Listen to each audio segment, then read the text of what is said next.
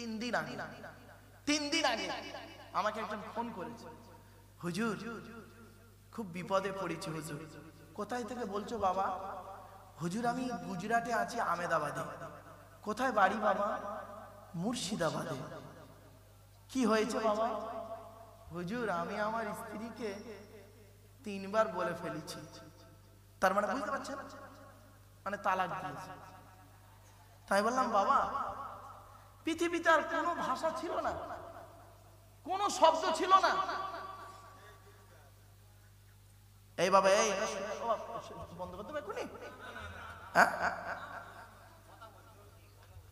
কথা বলিস বাবা, এই শেষ করতে এক্ষুনি 2 মিনিটের মধ্যে বাবা। এই গুরুত্বপূর্ণ কথাগুলো শুনে যান।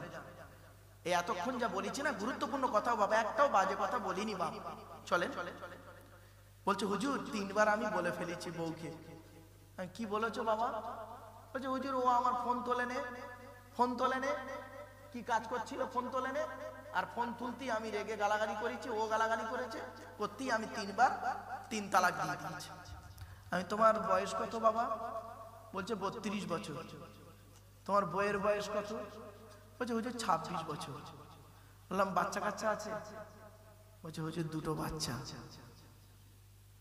মানে এবার আপনি বলুন তো ওই বাচ্চা দুটোর অবস্থাটা কি? আমি তখন বললাম যে বাবা পৃথিবীতে আর কোনো শব্দ ছিল না, স্বামী স্ত্রীতে ঝগড়া হয়, স্বামী স্ত্রী ঝগড়া হয়, স্বামী তার স্ত্রীকে মারে, অনেক সময় বাজে ভাষাও বলে। তো এত ভাষা থাকতে ওই ভাষাটাই তোমার মুখ থেকে বেরোলো? খবরদার নয়। এগুলো কেন হয় জানেন? শুনে নিন। মা বোনেদেরকে বলছি, মায়েরা বোনেরা, স্বামীদের সব থেকে বড় রাগ কোথায় হয় আর মেয়েদের সব থেকে বড় রাগ কোথায় হয়? এই দুটো ফলো করবে। এই দুটো যে স্বামী ফলো করবে, স্ত্রী ফলো করবে, সেই সংসারে কোনোদিন ঝগড়া হবে না। কি কি শুনে নিন। স্বামীরা সব থেকে রেগে যায় কখন, আর স্ত্রীদের রাগ কখন হয়? স্বামীদের বলছি, দুটোই বলছি। নারীদের সব থেকে বেশি রাগ হয় একটা জায়গায়, বউ যদি অন্যায় করে 2 ঘা মারলে বউ সহ্য করবে, খেতে না দিলে অভাবের সংসারে সহ্য করবে, 2টো গালি দিলে সহ্য করবে। কিন্তু যদি আপনি আপনার স্ত্রীকে ওর মা বাপ তুলে যদি গালাগালি করেন, বড্ড রাগ হয়।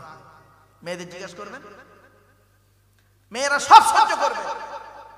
ওর মা বাপ তুলে যদি গালাগালি করেন না, ওর কলজে মাথা আগুন হয়ে যাবে এটা। আর স্বামী খবরদার, আল্লাহ নবী নিষেধ করেছে, হারাম হারাম হারাম। নবীজি বলেছেন, আমার কথা নয়। ওই সমস্ত স্বামীরা হলো জাহান্নামী যে স্বামী তার স্ত্রীর পিতামাতার গালিগালাজ করে।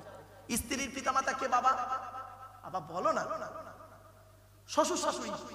শ্বশুর শাশুড়ি যারা গালাগালি করে, শ্বশুর শাশুড়ি যারা গালাগালি করে, ওই স্বামীদের প্রতি আল্লাহর গজব, আল্লাহর গজব, আল্লাহর গজব। খবরদার, অনুরোধ করে বলছি, শ্বশুর শাশুড়ি গালাগালি করবেন না। মায়ের পেটে যখন বাচ্চা 340 হয়ে যায়, 340 মানে কমাস, 120 দিন, কমাস 4 মাস।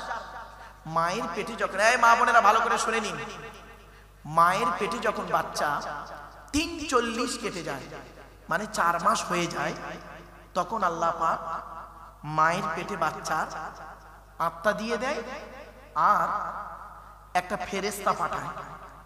ফেরেশতা এসে 3টে জিনিস লিখে দেয় বাচ্চার কপালে। কটা কটা কটা শুনে নিন, প্রত্যেকের কপালে লেখা আছে 3টে জিনিস। কি কি?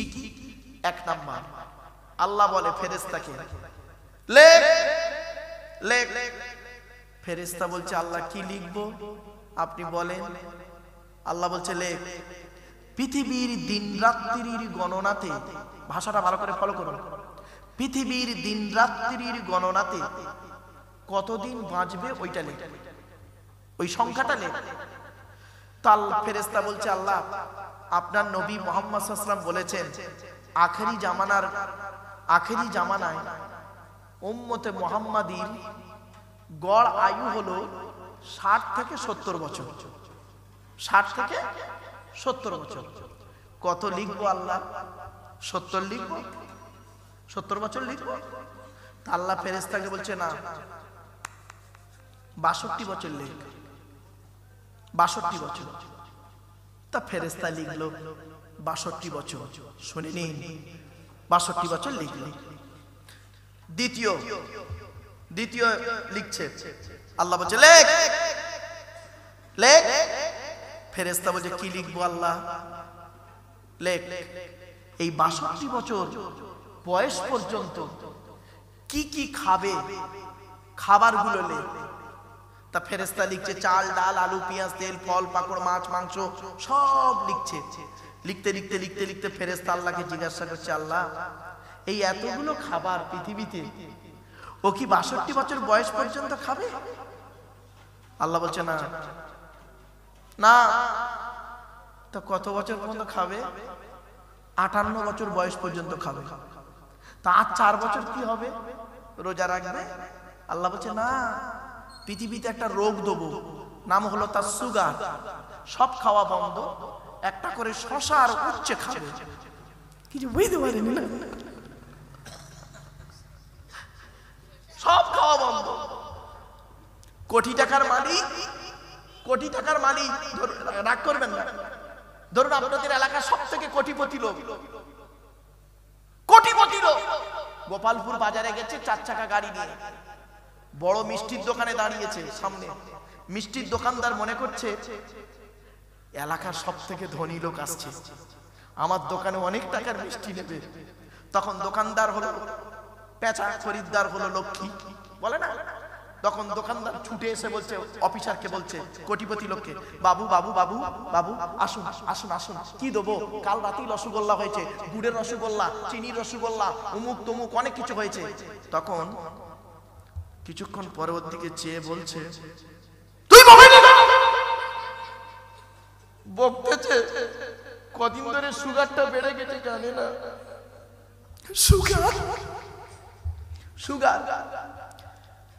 এবারে কিছুক্ষণ পরে দোকানদার তো দূর ঘোড়ার ডিম, 4 চাকা গাড়ি নিয়ে আমার দোকানের সামনে দাঁড়িয়েছে, ভাবলাম হয়তো 5,000 টাকার মিষ্টি নেবে। মালিক বলছে সুগার। তখন ড্রাইভারকে বলছে দোকানদার, এ ভাই তুই গাড়িটা সরা, তোর জন্য খরিদ্দার আমার আসবে না, তুই গাড়ি সরা। কিছুক্ষণ পর শোনেন, কিছুক্ষণ পরে না ওই কোটিপতি লোকটা বলছে, ও যখন সুগারটা ঠান্ডা হয়েছে, কিছুক্ষণ পরে বলছে, এদিকে এদিকে এদিকে। তো দোকানদার মনে করেছে ওর নাই সুগার, ওর নাতির তো আর সুগার নয়। বলুন বাবু, বলছে তোর দোকানে ঘুগনি আছে। কিছু বুঝতে পারলেন না আমার ওয়াজ? কিছু বুঝতে পারলেন না আমার ওয়াজ? বাড়ি থেকে ভাববেন, যারা রেকর্ডিং করছেন বাড়ি থেকে ভাববেন। আল্লাহ বলে কোটি টাকার মালিক বানালাম, মিষ্টির দোকানে তোর সামনে নিয়ে গেলাম, সব খাওয়া বন্ধ, তোর জন্য 2টো খাবার রেডি, উচ্ছে আর শশা, খা খা খা। চলো এবার 3 নাম্বার শুনেন। এরপরে আল্লাহ বলছে 3 নাম্বার, কটা জিনিস লিখে বললাম ভুলে গেছেন? 3টে। আল্লাহ বলছে ফেরেশতাকে বলছে লেখ লেখ, 3 নাম্বারটা লেখ। ফেরেশতা বলছে কি লিখবো?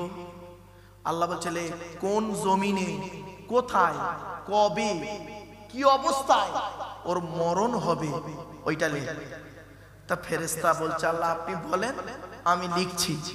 আল্লাহ বলছে লেখ 2020 সাল, 2020 সাল এপ্রিল মাসের 20 তারিখ বসিরহাট মহকুমা হসপিটালের 3 তলাতে 4 নাম্বার বেডে করোনা রোগে ওর মৃত্যু হবে। তো ফেরেশতা লিখতে লিখতে জিজ্ঞাসা করছে আল্লাহ এ মালটা জানাজা হবে? জানাজা হবে? আল্লাহ বলছে জানাজা তো দূরের কথা, বেলচা করে মাল ফেলে দিবে।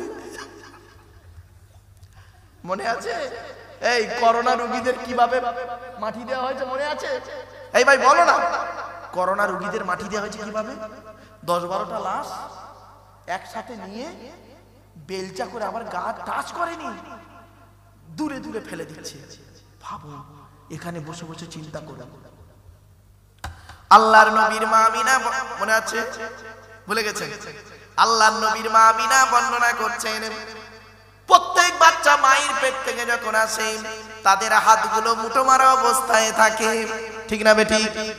আল্লাহর নবীর মা আমিনা বলছেন, আমার বাচ্চা মুহাম্মদ যেদিন পৃথিবীর মুখ দেখলো, লক্ষ্য করে দেখি বাচ্চার হাত দুটো মুঠো মারা অবস্থায় ছিল না রে, বাচ্চার হাত দুটো মোনাজাত অবস্থায় ছিল। 2 নাম্বার, প্রত্যেক বাচ্চা মায়ের পেট থেকে পৃথিবীর মুখ দেখলে চিৎকার করে কেঁদে ওঠে। আমার বাচ্চা মুহাম্মদ যেদিন পৃথিবীর মুখ দেখলো, বাচ্চা চিৎকার করে কেঁদে ওঠেনি, বাচ্চার কপালটা মাটিতে সাজদা অবস্থায় ছিল। 3 নাম্বার, প্রত্যেক বাচ্চা মায়ের পেট থেকে পৃথিবীর মুখ দেখলে বাচ্চার নাভির সঙ্গে মায়ের নাভিটা জোড়া থাকে, ডাক্তার বা নার্সের মেয়েরা কেটে দিয়ে বেঁধে দেয়। নবীর মা আমিনা বর্ণনা করছেন, আমার বাচ্চা মুহাম্মদ যেদিন পৃথিবীর মুখ দেখলো, লক্ষ্য করে দেখি বাচ্চা মায়ের পেট থেকে আল্লাহ নাড়ি কাটা অবস্থায় পাঠিয়েছে। 4 নাম্বার, প্রত্যেক বাচ্চা মায়ের পেট থেকে পৃথিবীর মুখ যখন দেখে, পুত্র সন্তান হলে 12 বছর বয়সের আগে তাদের খাতনা বা মুসলমানি করেন, ঠিক না বেটি? আপনারা কি বলেন বাবা, খাতনা বলেন না মুসলমানি? খাতনা, খাতনা মুসলমানি, তাই তো? এই মুসলমানি বা খাতনা সর্বপ্রথম কার হয়েছিল শুনে নিন। 82 বছর বয়সে জঙ্গলে কুড়ুল দিয়ে নিজে নিজে আল্লাহর হুকুমে হযরতে ইব্রাহিম খলিলুল্লাহ, নবীর মা আমিনা বর্ণনা করছেন, আমার বাচ্চা মুহাম্মদ যেদিন পৃথিবীর মুখ দেখলো, লক্ষ্য করে দেখি বাচ্চা মায়ের পেট থেকে আল্লাহ খাতনা অবস্থায় পাঠিয়েছে। কিছু বুঝতে পারছেন? এরপরে নবীজি করেছেন কি, হালিমা নামক এক মহিলার দুধ পান করেছিল, তাই তো? আরে ভাই বলুন না। হালিমার করে দুধ পান করতে গিয়ে হালিমার ডান দিকের স্তনটা নবী পান করতেন, হালিমার বাম দিকের স্তনটা নবী কোনোদিন পান করেনি। কি আশ্চর্য, কি আশ্চর্য! একদিন হালিমা ওর প্রাণের স্বামীকে বলছেন, প্রাণের স্বামী, এত বাচ্চার দুধ খাইয়েছি, এই বাচ্চাটা ব্যতিক্রম। বলে কেন? বলে আমার ডান দিকের স্তন পান করে, বাম দিকটা কোনোদিন পান করে না। সেই দিন হালিমার স্বামী হারেস বলেছিলেন, ও হালিমা, এ বাচ্চাটা যাতা বাচ্চা নয়, এ বাচ্চার প্রতি তুমি লক্ষ্য রেখো। বহুদিন হয়ে গেছে, নবীজির বয়স হয়ে গেছেন এবং হালিমা বৃদ্ধা হয়ে গেছেন। মা হালিমা করেছেন কি, জীবনের শেষবারে নবীজির সঙ্গে দেখা করতে আসছেন। বৃদ্ধা হালিমা লাঠি ধরে ধরে কেঁপে কেঁপে যখন কাছাকাছি আসছেন, নবীজি দূর থেকে লক্ষ্য করেছেন একজন মহিলা আসছেন আমার কাছে। কাছাকাছি যখন এসেছে দেখছেন আমার দুধমাতা হালিমা তো সাদিয়া। কাছাকাছি যখন এসেছেন নবীজি কি করছে এবার শুনুন। কাছে তো কিছুই নাই, কি করে বসতে দিই। সঙ্গে সঙ্গে নবীর গায়ে ছিল একটা চাদর মোবারক, নবীর গায়ে ছিল চাদর মোবারক। নবীজি নিজের গায়ের চাদরটা নিজের গা থেকে চাদর মোবারকটা খুলে দুধমা হালিমাকে দিলেন বিছিয়ে বসতে। আচ্ছা, নবীজি তার গায়ের চাদর খুলে বিছিয়ে দিলেন বসতে কোন মাকে? জোরে বলুন, কোন মা? দুধমা, নিজের মা নয়। নিজের মা তো সেই 6 বছর বয়সে মারা গেছে। এই মুসলমানের বাচ্চা, এই মুসলমানের বাচ্চা, তোমার লজ্জা করে না? তোমার নবী করেছে কি, তার গায়ে চাদর খুলে বিছিয়ে দিয়েছে দুধমা হালিমাকে বসতে, আর তুমি কি করেছো? তুমি নাকি নবীর ভক্ত? ছি ছি ছি ছি ছি ছি, লজ্জা করা উচিত। তুমি নাকি নবীর ভক্ত, তুমি কি করেছো? তুমি ঘুমাও খাটে, তুমি ঘুমাও খাটে গদিতে, তোমার বুড়ো বুড়ি বাপ আর মা ঘুমায় মাটিতে চেটায়। ঠিক না বেটি? আবার বলে আমি একজন নবীর ভক্ত, নবীর প্রেমী। লজ্জা করা উচিত।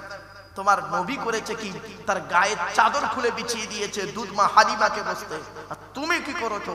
তুমি ঘুমাও খাটে, তোমার বুড়ো বুড়ি বাম্মা ঘুমায় চেটায় মাটিতে, তুমি আবার বলো আমি নবীর ভক্ত। লজ্জা করা উচিত। তুমি জাতির কলঙ্ক, সমাজের কলঙ্ক। এই কোরআনে লেখা আছে আল্লাহর নবীদের পরেই স্থান হলো বাপ আর মায়ের। এজন্য যাদের বাড়িতে বুড়ো বুড়ি বাম্মা বেঁচে আছে, যাদের বাড়িতে বুড়ো বুড়ি বাপ আর মা বেঁচে আছে, জীবনে কোনোদিনই বুড়ো বুড়ি বাম্মাকে কাঁদাবেন না। ও বন্ধু, যাদের বাড়িতে বুড়ো বুড়ি বাপ আর মা বেঁচে আছে, তাদের বাড়িতে আল্লাহর রহমত ঝরে ঝরে পড়বে। এই ছেলে, বাড়ি থেকে যখন বেরোবে, বাপ আর মায়ের দোয়া নিয়ে বাড়ি থেকে বেরোবে। বাপ আর মায়ের দোয়া যদি তোমার সঙ্গে থাকে, লরির তলার ভেতরে ঢুকে যাবে, গাড়ির তলার ভেতরে ঢুকে যাবে। আমার আল্লাহ করবে কি, বাম্মার দোয়ার ওসিলায় গাড়ির তলার ভেতর থেকে জীবিত টেনে বের করে আনবে। বাম্মার দোয়া এমন দোয়া, বাপের ভাত দেয় না, মার ভাত দেয় না, ও নাকি আমার ওয়াজ শুনবে। ছি ছি, লজ্জা করা উচিত। বাপের ভাত দেয় না, নিজের বাপকে একটা লুঙ্গি কিনে দিয়েছে, তার দাম মাত্র 300 টাকা, আর শ্বশুরকে যে মালটা কিনে দিয়েছে তার দাম 1300 টাকা। অভাগিনী মাকে একটা শাড়ি কিনে দিয়েছে, তার দাম 500 টাকা, আর শাশুড়িকে যে মালটা কিনে দিয়েছে তার দাম 2500 টাকা। লজ্জা করে না? নবীজি বলেছেন, পৃথিবী ধ্বংসের লক্ষণ হলো নিকটবর্তী লোকের সঙ্গে মহব্বত থাকবে না, দূরবর্তী লোকের সঙ্গে মহব্বত তৈরি হবে। ঠিক না বেটি? নিকটবর্তী লোকের সঙ্গে মহব্বত থাকবে না, দূরবর্তী লোকের সঙ্গে মহব্বত তৈরি হবে। নিজের বাপের প্রতি ভালোবাসা নেই, শ্বশুরের প্রতি ভক্তি খুব বেশি। অভাগিনী মায়ের প্রতি ভালোবাসা নেই, শাশুড়ির প্রতি মহব্বত খুব বেশি। নিজের মায়ের পেটের ভাইয়ের প্রতি ভালোবাসা নেই, শালার প্রতি ভালোবাসা খুব বেশি। নিজের মায়ের পেটের বোনের প্রতি ভালোবাসা নেই, শালির প্রতি স্নেহ খুব বেশি। বাপেরা, কথাটা শুনতে হয়তো খারাপ লাগছে, অতি বাস্তব কথা বলে যাচ্ছি। বাম্মাকে কাঁদাবেন না, টাকা পয়সা সর্বপ্রথম ব্যয় করবেন বাপ আর মায়ের পিছনে। আমি বলিনি, কোরআন বলছে। চলুন কোরআন আয়াতটা দিই। ইয়াসআলুনাকা মাযা ইউনফিকুন কুল মা আনফাকতুম মিন খায়রিন ফালিল ওয়ালিদাইনি ওয়াল আকরাবিন। 2 নম্বর পারার 12 নম্বর পৃষ্ঠা 13 নম্বর লাইন, সূরার নাম সূরা বাকারা। কোরআন জানিয়ে দিয়েছে, নবী তোমাকে ওরা প্রশ্ন করছে টাকা পয়সা কোথায় ব্যয় করলে আল্লাহ খুশি হবে। নবী তুমি বলে দাও, টাকা পয়সা সর্বপ্রথম তোমাদের বুড়ো বুড়ি বাপ আর মায়ের পিছনে ব্যয় করবে, আল্লাহ খুশি হয়ে যাবে। আর এই ছেলে কি করে জানে? ছেলে চাকরি পেয়েছে, সরকারি চাকরি, মাইনে তুলে বইয়ের নামে ব্যাংকের বই করেছে, আর বউ নমিনি করেছে ওর ভাইকে। বুঝতে পারেনি না? এ বাচ্চারা বুঝতে পারবে না। বইয়ের নামে ব্যাংকের বই করেছে, আর বউ নমিনি করেছে ওর ভাইকে। এ বন্ধু, বাপ আর মা হলো অমূল্য রত্ন।